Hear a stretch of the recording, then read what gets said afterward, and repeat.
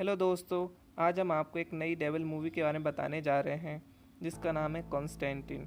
इस मूवी के शुरुआती सीन के अंदर दो आदमियों को दिखाया जाता है जो कचरा बीनते हुए दिखाए जाते हैं। उन्हीं में से एक का पैर अचानक से गड्ढे में चला जाता है तो उस गड्ढे में उस आदमी को एक चाकू मिलता है। उस चाकू को हाथ में लेने के बाद ऐसा लगता है मानो जैसे वो पोजेस्ड हो गया हो, मतलब उस चाकू ने उस पर काबू कर लिया हो। तो वो उस चाकू को हाथ में उठाते ही एक दिशा की तरफ जाने लगता है। उसके साथ में जो एक आदमी और था वो उससे पूछता है कि क्या हुआ, लेकिन वो उसे कोई जवाब ना देकर सीधे एक दिशा की ओर बढ़ने लगता है। वो थोड़ी दूर जाकर एक गाड़ी से टकराता है, लेकिन उस चाकू की वजह से उसे कुछ नहीं होता और गाड़ी चकनाचूर हो जाती है और वो आदमी वहाँ से आगे बढ़ जाता है। इस सीन के बाद एक लड़की को दिखाया जाता है जिसे शैतान ने पजेस्ट कर रखा है, जिस वजह से वो लड़की अपने आप को नुकसान पहुंचाती है। फिर उसके बाद जॉन को दिखाया जाता है। जॉन लोगों का इलाज करता है, लेकिन वो प्रीस्ट नहीं है। अब वो ऐसा क्यों करता है, इसके पीछे एक बहुत बड़ा राज है। इसलिए आगे बढ़ने से पहले हम आपको जॉन के बारे में बता देते हैं। जॉन ने बचपन में किसी वजह से सुसाइड करने की कोशिश की थी, जिसकी वजह से उसे कुछ मिनटों के लिए दोज़ख यानी हेल में डाल दिया गया था, लेकिन उसे डॉक्टरों ने बचा लिया था, जिस वजह से वो कुछ ही मिनटों में वापस आ गया। लेकिन इस बात से लूसीफर उससे नाराज़ हो जाता है और उसे कहता है कि जब भी तुम मरोगे मैं खुद तुम्हें लेने आऊँगा और हेल में डाल दूँगा, क्योंकि कैथलिक धर्म में सुसाइड को बहुत बड़ा गुनाह माना गया है, जिसकी सज़ा सिर्फ हेल है। सुसाइड करने के बावजूद वो उस हेल से वापस आ गया था। इस वजह से लूसीफर उससे नाराज़ है और लूसीफर ने उससे कहा है कि जब भी तुम मरोगे तुम्हें लेने मैं खुद आऊँगा। और हेल से बचने के लिए ही जॉन लोगों का इलाज करता है, ताकि उसे हेल ना जाना पड़े और उसे हेवन मिल जाए। इसलिए जॉन ऐसे लोगों का इलाज करता है जिनका इलाज आम प्रीस्ट नहीं कर पाते हैं। जॉन को ऐसा लगता है कि इन सब का इलाज करने से उसे हेवन मिल जाएगा। इसलिए जॉन को उस लड़की का इलाज करने के लिए, जिस पर अभी शैतान ने काबू कर रखा था, जो अपने आप को नुकसान पहुंचा रही थी, उसका इलाज करने के लिए बुलाया जाता है।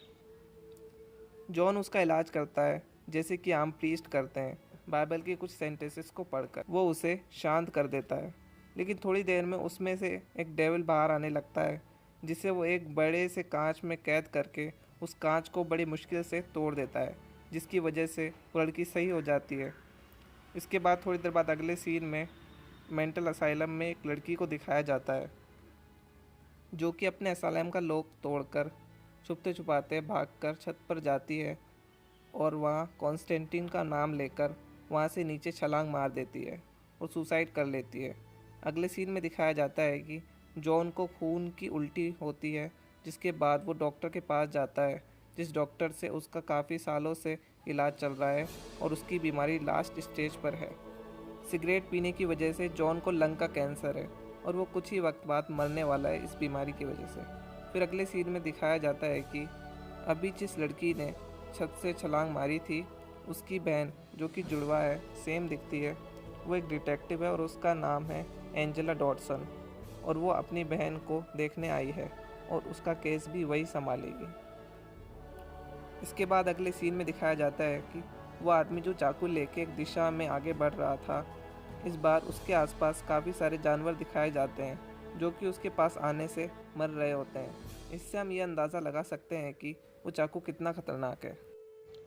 फिर अगले सीन में दिखाते हैं कि जॉन गैब्रियल के पास जाता है, जो कि एक फरिश्ता है। वो उससे जाकर कहता है कि मेरी ज़िंदगी बढ़ा दो, क्योंकि मैं शैतानों को मार रहा हूँ और मैंने बहुत से शैतानों को देखा है, जिसकी वजह से मैं चाहता हूँ कि तुम मेरी ज़िंदगी बढ़ा दो, क्योंकि जॉन अपनी बीमारी की वजह से जल्दी मरने वाला होता। लेकिन गैब्रियल उससे कहती है कि तुम्हारी ज़िंदगी नहीं बढ़ाई जा सकती, क्योंकि तुम अपने स्वार्थ के लिए सब कर रहे हो ताकि तुम हेल में जाने से बच सको। जॉन की और गैब्रियल की काफ़ी ज़्यादा बहस होती है। एंड में गैब्रियल उससे कहती है कि जब तक तुम सच में कोई बलिदान नहीं दोगे, तब तक गॉड तुम्हें हेवन में जाने की इजाज़त नहीं देंगे या तुम्हें हेवन में नहीं बुलाएंगे। उसके बाद जॉन नाराज़ होकर चला जाता है। गैब्रियल के पास से आने के बाद रास्ते में शैतान ने जॉन पर हमला करता और उसे जान से मार डालना चाहते हैं। उन दोनों की काफ़ी देर तक लड़ाई होती है। फिर उसके बाद उस शैतान को एक बस टक्कर मार देता है, जिसकी वजह से जॉन बच जाता है। उसके बाद अगले सीन में डिटेक्टिव, जो कि इस मूवी की हीरोइन है, जॉन के पास जाती है अपनी बहन के बारे में बात करने की। उसने सुसाइड नहीं किया, उसे शैतानों ने भड़काया था छत से कूदने के लिए। जॉन उससे बात करना नहीं चाहता क्योंकि वो अपनी ज़िंदगी में पहले से ही डिप्रेस्ड होता है, गुस्सा होता है, इसलिए उसकी कोई बात ना सुन के उसे जाने के लिए कह देता है। जब वो डिटेक्टिव वहाँ से निकलती है तो उसके पीछे हज़ारों शैतान पड़ जाते हैं जिन्हें जॉन देख लेता है और वो उसे बचाने के लिए निकल पड़ता है। जॉन डिटेक्टिव एंजेला के पास जाता है और उससे बात करता है कि अगर मैं कहूँ कि भगवान और शैतान में शर्त लगी है कि कौन ज़्यादा लोगों को अपने पास बुला सकता है, लेकिन इनडायरेक्टली वो इंसानों को प्रभावित कर सकते हैं, डायरेक्ट उन्हें हेल या हेवन में नहीं ला सकते। तो डिटेक्टिव उसे कहती है कि अगर तुम ऐसा कहोगे तो मैं तुम्हें पागल समझूंगी। और वो बात करते रहते हैं। इतने में ही चारों तरफ की लाइट जाना शुरू हो जाती है और जॉन समझ जाता है कि शैतान आ गए। और जैसे ही शैतान इन पर हमला करने वाले होते हैं, वैसे ही जॉन एक पवित्र कपड़े में आग लगाकर डिटेक्टिव एंजेला को बचा लेता है और सारे शैतानों को जला देता है। और अब उसकी बात पर डिटेक्टिव एंजेला को भी विश्वास हो जाता है क्योंकि उसने भी शैतानों को अपनी दुनिया में उनके असल रूप में देख लिया होता है। अब जॉन डिटेक्टिव एंजेला की मदद करने के लिए तैयार हो जाता है और उसकी बहन से, जिसका नाम इसाबेल है, जो मर गई, उससे हेलमेट मिलने के लिए जाने की तैयारी करता है, जिसके लिए उसे इसाबेल की कुछ चीज़ चाहिए होती है जिसके ज़रिए से वो उस तक पहुंच सकता है। जॉन उसके पास हेल में जाकर इसाबेल से मिलता है, लेकिन उसके पीछे बहुत सारे शैतान लग जाते हैं जो कि शैतान नहीं होते हैं, उसकी आर्मी होती है। वो सब उसके पीछे लग जाते हैं और वो बड़ी मुश्किल से अपनी जान बचा के वहाँ से निकलता है। इस बात का सबूत दिखाने के लिए कि वो सच में इसाबेल से मिलने हेल में गया था, वहाँ से उसका एक बैंड ले आता है और एंजेला डिटेक्टिव को दिखाता है। वो डिटेक्टिव एंजेला से कहता है कि तुमने मुझे बताया नहीं कि तुम दोनों जुड़वा हो। अब जॉन और डिटेक्टिव एंजेला बात करते हैं तो डिटेक्टिव से पूछते हैं कि तुम ये सब क्यों करते हो। तो वो बताता है अपनी स्टोरी की बचपन से ही उसमें एक ऐसी ताकत थी कि वो शैतानों को देख सकता है और वो काफ़ी ज़्यादा उनसे डर जाया करता था, जिसकी वजह से उसके पेरेंट्स उसे पागल समझने लगे थे और उसका इलाज करवाते थे, लेकिन उसे कोई बीमारी नहीं थी। ये तो गॉड गिफ्ट था जिसकी वजह से वो शैतानों को देख पाता था। लेकिन उसके आसपास के लोग और उसकी फैमिली ने उसे हॉस्पिटल में भर्ती करा दिया, जिसकी वजह से उसका पागलों वाला ट्रीटमेंट हुआ, उसे शौक वगैरह दिए गए और वो काफ़ी ज़्यादा इन सब चीज़ों से परेशान हो गया और इसी वजह से उसने सुसाइड करने की कोशिश की, लेकिन उसे डॉक्टरों ने बचा लिया था। पर सुसाइड करने की वजह से कैथलिक धर्म के अनुसार उसे हेल ही मिलेगा। उसके बाद जॉन डिटेक्टिव को बताता है कि नर्क और स्वर्ग का संतुलन बनाए रखने के लिए ना तो स्वर्ग से कोई इस दुनिया में आ सकता है और ना ही नर्क से कोई, और अगर कोई इस दुनिया में आने की कोशिश करता है तो मैं उसे वापस भेज देता हूँ ताकि मुझे हेल में ना जाना पड़े। डिटेक्टिव एंजेला कहती है कि तो तुम ये सब हेवन में जगह पाने के लिए कर रहे हो। तो जॉन उसे कहता है कि सोचो किसी ऐसी जेल में तुम्हें डाल दिया जाए जिसके ज़्यादातर कैदी तुमने पकड़े हों, तो सोचो तुम्हारा क्या होगा। तो वो उसकी बात समझ जाती है। फिर जॉन डिटेक्टिव एंजेला को फोर्स करते हुए पूछता है कि बताओ, तुम्हारी बहन ने तुम्हें कुछ ना कुछ तो ज़रूर बताया होगा, कुछ तो होगा जो तुम्हें पता है, या कोई ऐसा तरीका जिससे वो तुम्हें कोई छुपा हुआ संदेश दे सके। कोई तो रास्ता ज़रूर होगा। बहुत ज़्यादा पूछने और परेशान करने के बाद डिटेक्टिव एंजेला को याद आता है कि बचपन में वो कांच पर सीक्रेट मैसेज एक दूसरे के लिए छोड़ा करते थे, जिसे मुंह की भाप के थ्रू देखा जा सकता है, और वही होता है उस असाइलम के अंदर, खिड़की के कांच के ऊपर। उन्हें एक सीक्रेट मैसेज मिलता है जो कि डिटेक्टिव एंजेला की बहन इसाबेल ने डिटेक्टिव एंजेला के लिए छोड़ा होता है। उस विंडो पर एक किताब का नाम लिखा होता है जो कि नर्क की किताब होती है। फिर जॉन का दोस्त बीमैन वो किताब पढ़कर उनको बताता है कि लूसीफर यानी शैतान का बेटा मैमोन इस दुनिया में आना चाहता है और इस दुनिया पर राज करना चाहता है। इसी बीच में एक अदृश्य ताकत आकर बीमैन को मार देती है। वहीं दूसरी तरफ वो आदमी जो खंजर लेकर एक दिशा की ओर भाग रहा होता है, वो एक ट्रक वाले को रोककर उसका ट्रक लेकर लॉस एंजलिस की तरफ चल देता है। डिटेक्टिव एंजेला जॉन के घर जाती है और उसे बताती है कि मुझे भी वो सब शैतान अपनी बहन की तरह नज़र आते थे, लेकिन मैंने कभी किसी को नहीं बताया क्योंकि मुझे डर था कि मुझे भी मेरी बहन की तरह मेंटल असाइलम में भेज दिया जाएगा इलाज के लिए। इस वजह से मैंने ये सच कभी किसी को नहीं बताया और कुछ साल बाद मुझे वो सब दिखना बंद हो गया। डिटेक्टिव एंजेला कहती है कि मुझे भी मेरी बहन की तरह वो सब देखना है। इससे उसका मतलब था कि वो भी हेल में जाकर अपनी बहन से मिलना चाहती है और वहाँ जो भी शैतान की आर्मी है उसे देखना चाहती है। तो जॉन उसे समझाता है कि अगर तुम उन्हें देखोगी तो वो तुम्हें देखेंगे और फिर तुम इससे कभी पीछे नहीं हट पाओगी। लेकिन वो फिर भी तैयार हो जाती है और अब जॉन डिटेक्टिव एंजेला को हेल में भेजने की तैयारी करता है। इसके लिए वो एक बाथ टब में पानी भरता है और उसमें उसे डुबोकर मार देता है और वो कुछ मिनट के लिए हेल में पहुंच जाती है। वहां से वापस आने के बाद डिटेक्टिव एंजेला जॉन के दोस्त के पास, जिसकी अभी डेथ हुई थी, उस जगह पे जाती है और उसे एक कॉइन मिलता है जो कि एक शैतान का है जिसे जॉन जानता है, जो कि इसी दुनिया में रहता है और जिसे जॉन बिल्कुल पसंद नहीं करता। और कॉइन मिलने के बाद जॉन अपने दोस्त का बदला लेने के लिए वो शैतान के पास जाता है और उन दोनों की लड़ाई होती है और जॉन उससे पूछता है कि लूसीफर का बेटा इस दुनिया में कैसे आएगा। तो वो शैतान उसे बताता है कि वो गॉड के खून से आएगा, जो कि उस खंजर पर लगा हुआ है जिससे जीसस को मारा गया था, जिसे किस्मत का भाला भी कहते हैं। और उसके लिए एक पवित्र आत्मा की ज़रूरत भी पड़ेगी जो कि डिटेक्टिव की होगी। तभी वहाँ डिटेक्टिव एंजेला आ जाती है। फिर जॉन और डिटेक्टिव एंजेला वहाँ से जाने लगते हैं। तभी डिटेक्टिव एंजेला को एक अदृश्य ताकत अपनी ओर खींचती है और वो उसे बिल्डिंग में बड़े बड़े होल करती हुई बिल्डिंग की खिड़की से बाहर निकाल जाती है और आसमान में गायब हो जाती है और डिटेक्टिव उसे नहीं पकड़ पाता। फिर जॉन वहाँ से गुस्से में मिडनाइट के पास जाता है, जो कि दोनों दुनिया में संतुलन बनाए रखने का काम करता है, यानी हेल और हेवन में संतुलन बनाए रखने का। न हेल से इंसानों को हेवन में जाने देता है और ना ही हेवन से। और जॉन उसके पास जाता है मदद के लिए, क्योंकि उसके पास एक जादुई कुर्सी होती है जिससे कि पास देख सकते हैं। और वो मिडनाइट को जैसे तैसे मनाकर उस कुर्सी का इस्तेमाल करने के लिए तैयार कर लेता है। मिडनाइट उसे उस कुर्सी पर बैठाकर एक ज़ोरदार शॉक देता है। जॉन पास्ट में पहुंच जाता है जहां पे वो उस आदमी को, जो शुरू में खचरे बीनते हुए दिखाया गया था, खंजर मिलने से लेकर लॉस एंजलिस तक आने तक देखता है और उसे पता चलता है कि वो डिटेक्टिव को लेकर मेंटल असाइलम में इकट्ठा हो रहे हैं, जहाँ पे और भी बहुत सारे शैतान हैं। वो खंजर वहीं पर है और डिटेक्टिव भी वहीं पर है और वो फिर उस असाइलम में जाने की तैयारी करते हैं। फिर जॉन और उसका जूनियर, जो जॉन के साथ काम करता है, उस असाइलम में जाने की तैयारी करते हैं। तैयारी से यहाँ पर मतलब है वो पवित्र जल, क्रॉस वाली गोलियाँ, इसी तरह के और भी कई हथियार जिनसे शैतानों को मारा जा सके और डिटेक्टिव को बचाया जा सके। जॉन और उसका एक साथी, जो उसके साथ जूनियर है, जो सीख रहा होता है, वो भी उसके साथ चल देता है और मिडनाइट उन दोनों के लिए दुआ करता है। फिर जॉन और उसका जूनियर मेंटल असाइलम में पहुंच जाते हैं, जहां पहुंचकर जॉन अपने जूनियर को कहता है कि तुम्हें पता है कि तुम्हें क्या करना है, और वो दूसरी दिशा में चला जाता है। जॉन अंदर जाता है जहां डिटेक्टिव एंजेला और उसके बीच बहुत सारे शैतान खड़े होते हैं और वहां जाकर वो बोलता है कि तुम सब शैतान दुनिया का संतुलन बिगाड़ रहे हो, जाओ वरना तुम्हें नर्क भेज दूंगा। इसी बीच जॉन का जूनियर एक पानी की टंकी में पवित्र क्रॉस को डाल देता है। उसके बाद जॉन एक कुर्सी लेकर उसके ऊपर चढ़ता है और अपने लाइटर को फायर अलार्म के ऊपर जला देता है, जिसकी वजह से फायर अलार्म चालू हो जाता है और पूरी बिल्डिंग में पानी आने लगता है।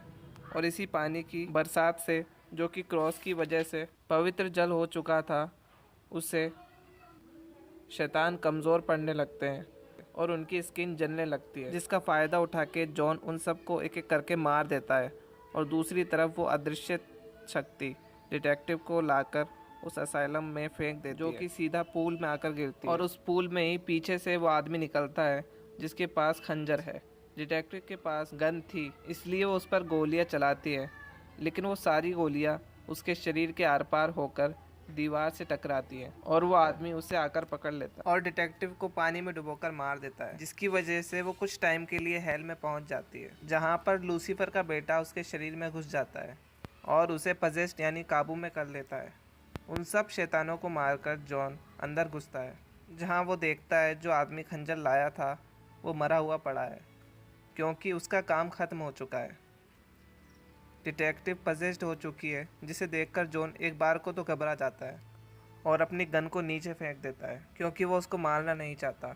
और वो डिटेक्टिव को पकड़ने की कोशिश करता है, पर वो पजेस्ड होने की वजह से बहुत ज़्यादा ताकतवर हो जाती है, जॉन पर हावी होने लगती है और जॉन को पानी में डुबोकर मारने वाली होती है। इसी बीच में जॉन का जूनियर वहां आ जाता है और डिटेक्टिव को पानी से बाहर खींच लेता है, जिसकी वजह से जॉन भी बच जाता है। जॉन और उसका जूनियर डिटेक्टिव को पकड़ते हैं और उसे पोजीशन से बाहर लाने के लिए बाइबल पढ़ते हैं। उनके बाइबल पढ़ने की वजह से डिटेक्टिव होश में आ जाता है, लेकिन थोड़ी ही देर में अचानक से उसके पेट से एक इंसान जैसी आकृति बाहर आने लगती है, जिसे जॉन बाइबल पढ़ के भी कंट्रोल नहीं कर पाता है और वो डिटेक्टिव को हाथ से दबाने लगता है। जॉन अपनी बहुत कोशिश करता है, लेकिन वो आकृति नहीं रुक पाती है।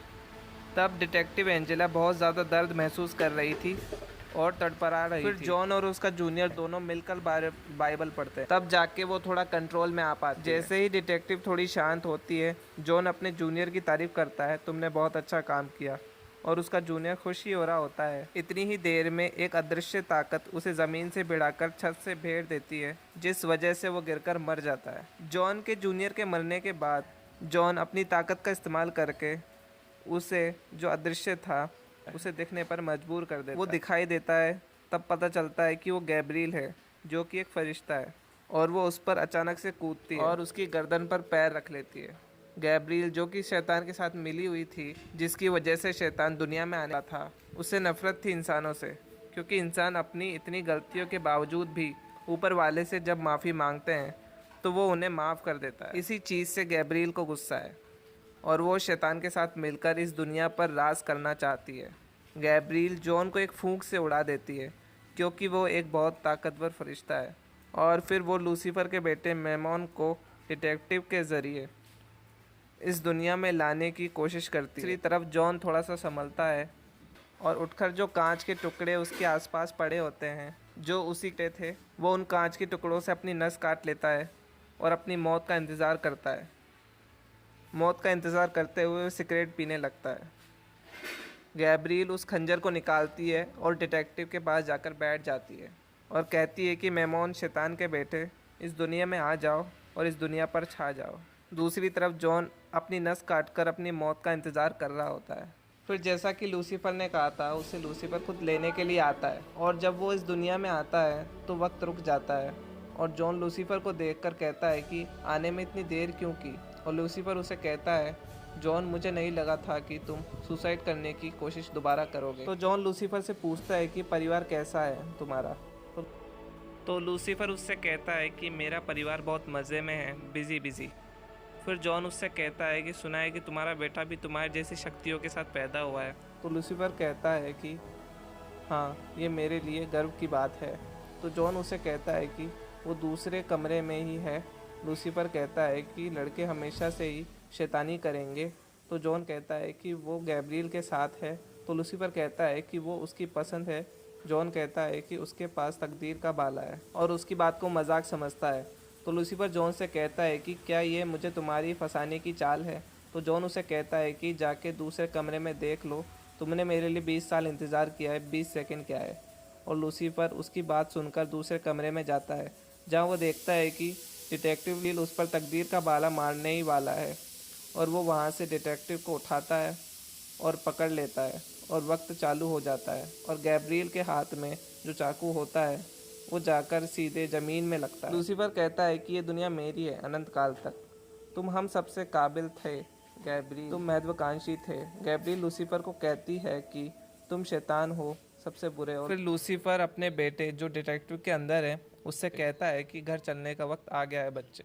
उसके बाद गैब्रिएल लूसीफर से कहती है कि मैं तुमसे लड़ूंगी ऊपर वाले की इज्जत के खातिर। और वो जैसे ही लूसीफर की तरफ हाथ बढ़ाती है, मगर उसे कुछ नहीं होता, और लूसीफर फिर गैब्रिएल को कहता है कि अब तुम्हारी मदद के लिए आने वाला है। और लूसीफर अपनी ताकतों का इस्तेमाल करके अपने बेटे को वापस हेल में भेज देता है और गैब्रिएल के पंखों को जला देता है, और वहाँ एक भूचाल सा आ जाता है। उसके बाद लूसीफर जॉन के पास आता है और जॉन अभी तक जिंदा है, और लूसीफर जॉन से पूछता है क्या चाहते हो तुम, और जीना है। और जॉन लूसीफर से कहता है कि डिटेक्टिव की बहन को हेवन में जाने दे, और लूसीफर उसे कहता है कि तुम अपनी ज़िंदगी कुर्बान कर रहे हो उसे हेवन में डालने के लिए। तो जॉन कहता है हाँ, और लूसीफर उसकी बात मानकर इसाबेल को हेवन में भेज देता है। और फिर वो जॉन का हाथ पकड़कर उसे घसीटता हुआ हेल में ले जा रहा होता है, तभी अचानक से जॉन की बॉडी वहीं ज़मीन पर स्टक हो जाती है, यानी रुक जाती है, और वो लूसीफर से बिल्कुल भी नहीं हिल पाती है। लूसीफर उसे खींचने की बहुत कोशिश करता है, लेकिन वो उसे नहीं खींच पाता। तभी लूसीफर को रियलाइज़ होता है कि इसने अपनी जान की बजाय डिटेक्टिव की बहन की जान बचाई है, तो ये बहुत बड़ा बलिदान था, जिसकी वजह से उसे हेल में ना जाकर गॉड उसे हेवन में भेज रहे हैं। और लूसीफर जॉन को हेवन में जाता हुआ नहीं देख पाता है, और वह उसे नहीं जाने देना चाहता।